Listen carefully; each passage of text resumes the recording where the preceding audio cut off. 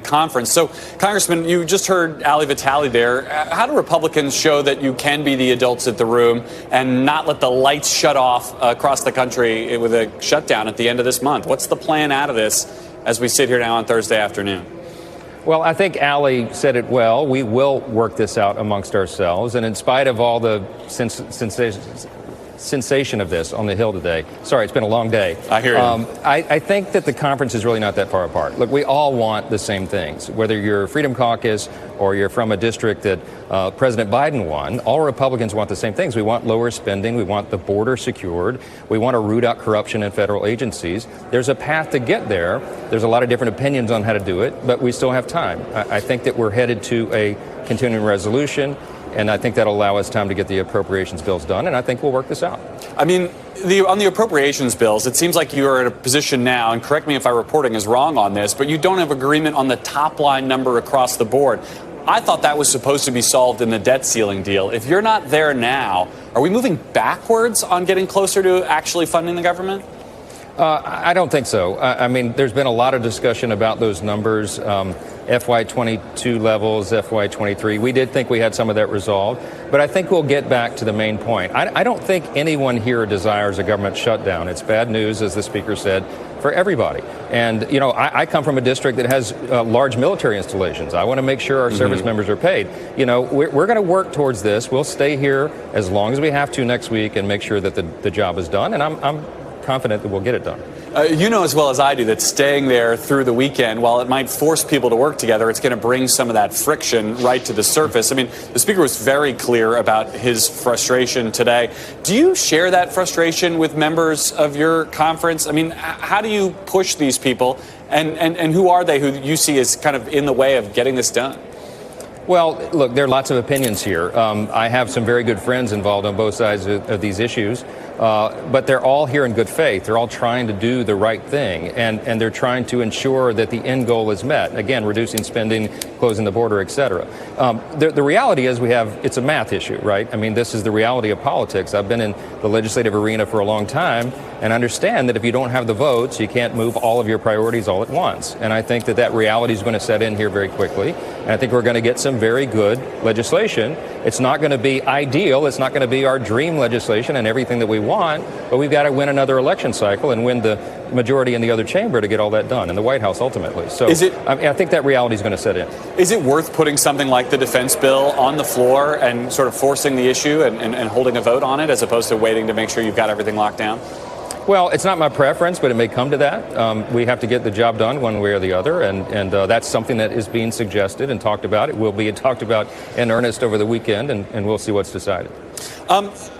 The Senate has been moving, quickly in Senate terms on working through their appropriations bills. They're doing it in a bipartisan way. How concerned are you? I know the speaker wants to ultimately end up in a conference committee and kind of hash this out with the Senate in that way. But if you guys don't get your own bills passed and all you can do is a CR and kind of hold the line until some later date, that these House priorities will get steamrolled by Senate Democrats and Senate Republicans who have agreement where you lack it.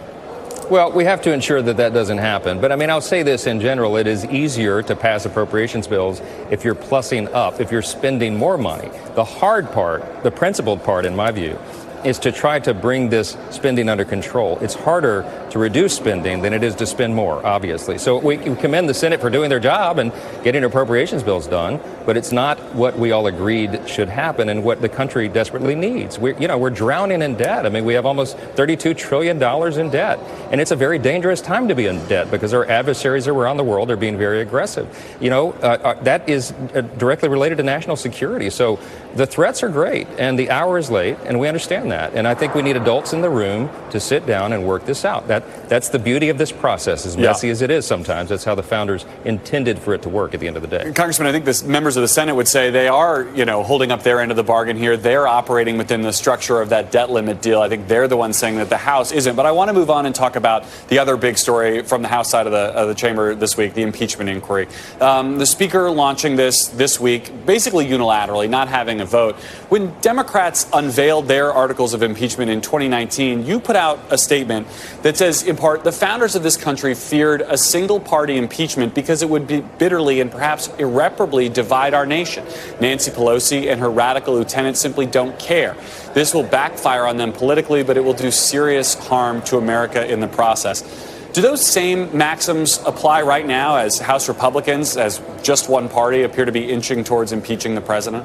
Yes, I would issue the same exact tweet right now, because impeachment, next to the declaration of war, I mean, impeachment is the heaviest power that the Congress has, and the sole power of impeachment, according to Article 1, Section 2 of the Constitution, is with the House. So it can't be wielded for political purposes, and that's what we were accusing the Democrats of doing against Donald Trump. That is not what is at issue here, and I've gone to great pains to explain this. To everyone who will listen, we are following evidence, and we have a constitutional responsibility to do so. Because if you look at Article 2, Section 4, it says that a president shall be impeached, shall be removed from office on impeachment of and conviction for treason, bribery, high crimes, and misdemeanors. The evidence that's come forward that has been developed in all these investigations over 8 or 9 months now shows very clearly that we have serious allegations of some of those categories of infractions. And when the Constitution says we must do that, we have to follow the truth where it leads. There's a big difference between allegations and evidence, though. You Sure. have allegations. Do you have the evidence of those things?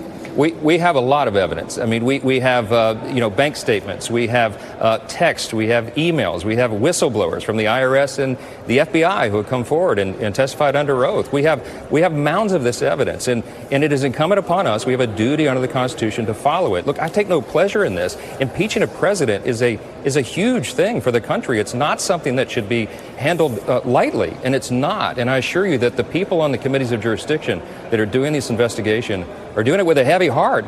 We take no pleasure in this. I don't want to impeach a president, but that's where the evidence seems to be going. If the inquiry having now been started, if we gather the remaining documents and there's evidence that exonerates President Biden, then so be it. That's where it will be done. But we will have done our duty under the Constitution. It's a very serious matter.